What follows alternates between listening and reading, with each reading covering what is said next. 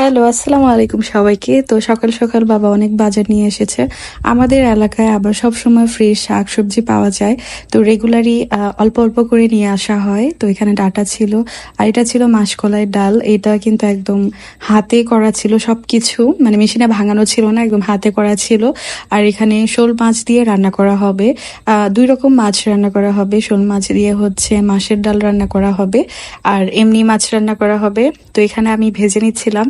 মার যে কাজগুলা করে দিলে একটু হেল্প হয়, বা আমি যেগুলা করতে পারি সেগুলা প্রতিনিয়ত মাকে করার চেষ্টা করি।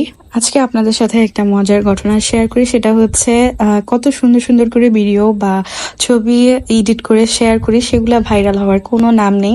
বাট আমার পরিচিত এক আপুর, ওনারও পেজ আছে। তো আপু নর্মাল একটা ছবি দিয়েছে, হঠাৎ করেই এত পরিমাণ ভাইরাল হয়ে গেছে।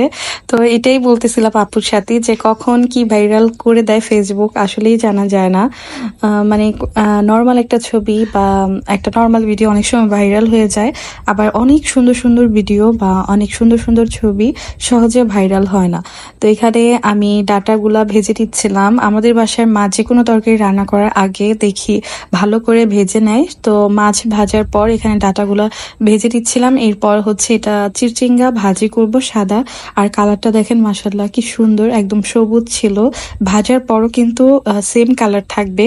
আর এটা খেতেও কিন্তু অনেক বেশি মজার। সিম্পল খাবার খেতে কিন্তু অনেক বেশি ভালো লাগে। তো এখানে আমি মুরগি রান্না করছিলাম তফার জন্য। তফা আবার চিকেনটা খেতে বেশি ভালোবাসে, আর মাছ ওরকম পছন্দ করে না। আগে সব রকম মাছ খেলেও এখন কয়েকটা মাছ খায় হাতে গোনা। আর চিকেনটা খুবই পছন্দ করে, যার কারণে মাঝে মধ্যে চিকেনটা রান্না করা হয় বেশি। তো এখানে খুবই অল্প পরিমাণে চিকেন ছিল, মানে একটার মতো চিকেন ছিল, শুধু তফার জন্য রান্না করেছিলাম। আমাদের বাসায় যখনই মুরগির মাংস রান্না করা হয়, নর্মাল যেই রান্নাগুলো সেটা কিন্তু আমি করে থাকি। আর অন্যান্য মাংস যেমন গরুর মাংস বা লেয়ার মুরগি, সেটা মা রান্না করে, কারণ ওগুলো তো আর আমি রান্না মানে কোনো সময় করিও নেই ওরকম। তো মুরগি যখনই রান্না করি সেটা আমি রান্না করি, আর আলহামদুলিল্লাহ খুব মজার হয়। এখানে আপা কাঁঠাল ভাঙছিল। কাঁঠালের কালারটা দেখেন, কাঁঠালগুলো একদম সফট ছিল আর খুবই মিষ্টি ছিল। এগুলা হচ্ছে বাবার মানে নানুর বাসা থেকে নিয়ে আসছিল। তো কাঁঠালগুলো খুবই ভালো আর খুব মিষ্টি ছিল। নরম কাঁঠাল অনেকে পছন্দ করেন, বাট অনেকে পছন্দ করেন না। আমার কাছে ভালোই লাগে, আর খুবই মিষ্টি ছিল। তো আপা সবগুলো ভেঙে দিচ্ছিল, আমি মা তফা খেয়েছিলাম। আর মার পছন্দের একটা খাবার হচ্ছে কাঁঠাল দিয়ে মুড়ি। আমার কাছেও ভালো লাগে। আমার কাছে আম, মুড়ি আর গুঁড়া দুধ যেটা দিয়ে খাওয়া হয় সেটা কিন্তু বেশি মজার হয়।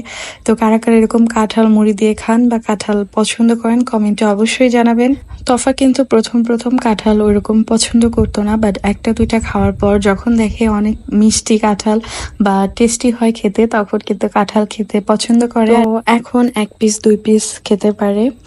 কাঁঠাল দিয়ে কিন্তু বিভিন্ন রকমের পিঠাও বানানো হয়। আমাদের মানে আমার বাবার বাসায় আগে মা বানাইতো, এখন এই বাসায় ওরকম পিঠা পছন্দ করে না। সবাই তালের পিঠা পছন্দ করে, ওই যে তিলের পিঠার মতো করে বানানো হয়। তো এখানে মা খুবই সুন্দর করে মজার করে ডাটা তরকারিটা রান্না করেছিল, আর ডাটাগুলা কিন্তু অনেক ফ্রেশ আর একদম কুচি ছিল। তো এখানে মাসকলাইয়ের ডালটা বসাবে। মা এখানে মাসকলাইয়ের ডালটা বসিয়েছিল, আর আমি উপরে চলে গিয়েছিলাম তফাকে গোসল করে নিচে এসে আমি এরকম হালিমার মতো ডাল খেয়েছিলাম, খুবই মজার ছিল।